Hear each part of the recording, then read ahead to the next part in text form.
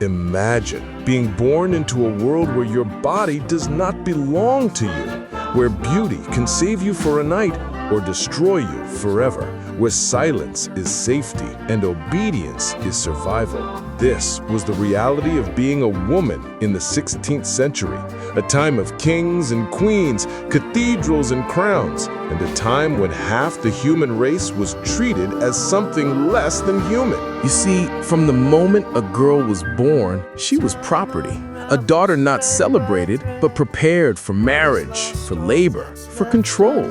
If her family was poor, she would be sold as a servant or married off to reduce the burden. If she was born noble, her life was no freer, only gilded with rules. Her body was a contract between families, her marriage a transaction. She would be told that her father protected her, but that protection came at a price: obedience. The law recognized no independence for her. She could not vote, could not own property, could not refuse her husband. In the eyes of society, she existed only through the man who owned her. A woman's name changed when she married. Her signature replaced by his, her voice swallowed by his authority. And if she tried to stand apart, the world reminded her that she was nothing without him. Women were currency. In the markets of Venice, Lisbon, and London, slave ships carried not only gold and spices, but girls kidnapped from villages, sold into foreign lands, and never seen again.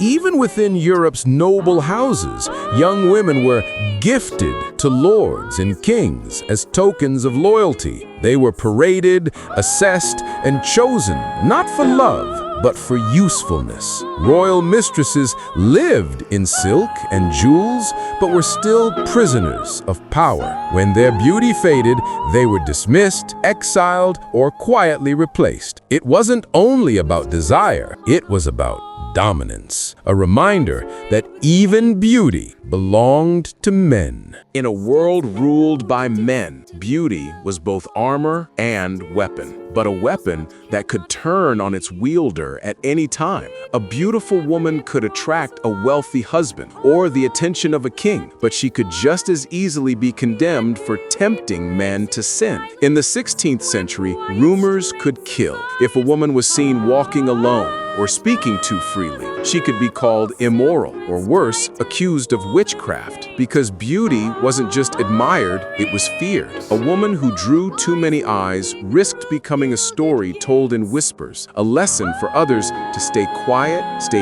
hidden, stay small. Religion gave shape to life, and for women, it shaped the cage they lived in. The church preached that women were born from man, made for service and submission. Eve's sin was used to justify every woman's suffering. Desire was temptation, curiosity was danger, and independence was rebellion against God. Virginity was celebrated. The pure woman was the ideal, but for most, purity was impossible. Their survival depended on marriage, and marriage meant surrender. Some sought refuge in convents, walls of stone and silence where they could escape forced marriage. But even within those sacred halls, nuns were bound by vows of obedience to male priests and bishops. Freedom, it seemed, was nowhere to be found. When a woman stepped outside her place, spoke too loudly, healed without permission, or simply knew too much, she became dangerous. In the 1500s, across Europe, fear and ignorance turned into fire.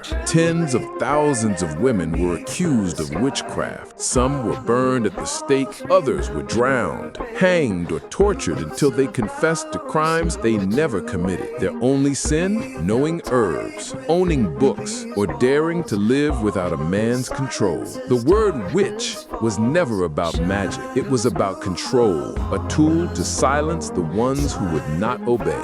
Yet, even in a world built to crush them, some refused to kneel. There were queens who ruled with iron will. Elizabeth I of England, who stayed unmarried to keep her throne. Catherine de Medici of France, who played politics like a deadly game. There were writers who hid behind men's names, their words surviving centuries, even when their faces were forgotten. And there were women in villages and towns who quietly defied the rules every day. Mothers who educated their daughters in secret. Midwives who saved lives without permission. And wives who found ways to control their own fate behind closed doors. They had no armies, no crowns, no rights, but they had willpower, and that was enough to shake an empire. In the 16th century, even love, the one thing that should have been theirs, was used as a weapon. Marriages were arranged, often before a girl reached womanhood. Her body became a promise sealed by families, her womb an inheritance for men she barely knew. If she loved another,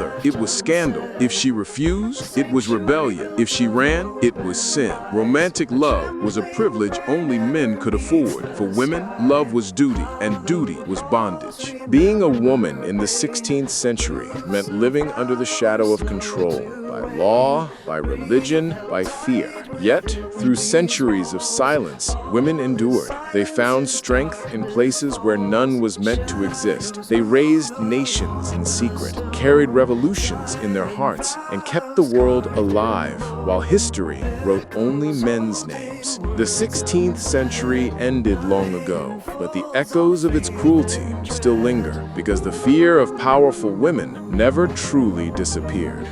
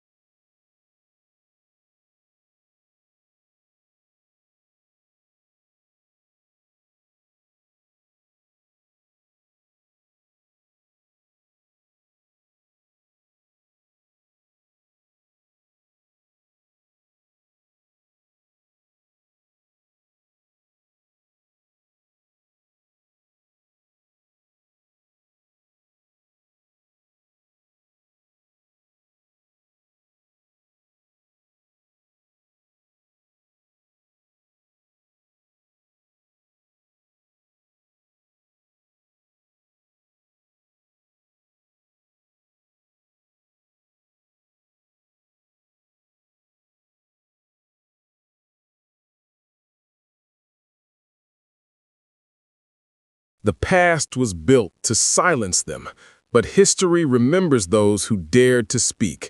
Share this video to any woman you know, and like if you're a woman.